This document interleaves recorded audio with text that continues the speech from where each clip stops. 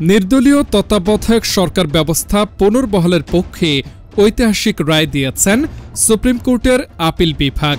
20 November বৃহস্পতিবার প্রধান বিচারপতি সৈয়দ রেফাত আহমেদের নেতৃত্বাধীন 7 সদস্যের বেঞ্চ সর্বসম্মত মতামতের ভিত্তিতে এই রায় ঘোষণা করেন। তবে পুনর্বহাল করা ব্যবস্থা কার্যকর হবে চতুর্দশ জাতীয় সংসদ নির্বাচন থেকে।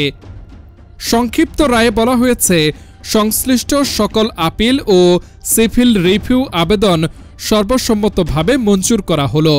একই সঙ্গে সাবেক প্রধান বিচারপতি ABM খায়রুল হকের নেতৃত্বাধীন আপিল বিভাগের যে রায়ে ত্রয়োদশ সংশোধনী বাতিল করা হয়েছিল সেটিকে ত্রুটিপূর্ণ ও কলঙ্কিত আখ্যা দিয়ে সম্পূর্ণ বাতিল ঘোষণা করা হয়। এর ফলে সংবিধানের চতুর্থ ভাগের পরিচ্ছেদ 2 ক, যেখানে নির্দলীয় তত্ত্বাবধায়ক সরকার ব্যবস্থার বিধান অন্তর্ভুক্ত ছিল, তা পুনরুজ্জীবিত হল।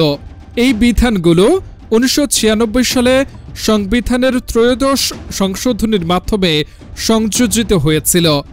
রায়ে আরও বলা হয়, পুনরুজ্জীবিত অনুচ্ছেদ 58 খ এর 1 এবং অনুচ্ছেদ 58 গ এর 2 এর বিধানসমূহ যথাযথ প্রক্রিয়ায় প্রয়োগের মাধ্যমেই কার্যকর হবে।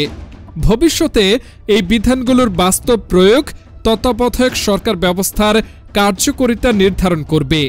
অর্থাৎ আগামী ত্রয়োদশ সংসদের মেয়াদ শেষে সংসদ ভেঙে যাওয়ার পর থেকে কার্যকরভাবে তত্ত্বাবধায়ক সরকার গঠনের পথ খুলবে।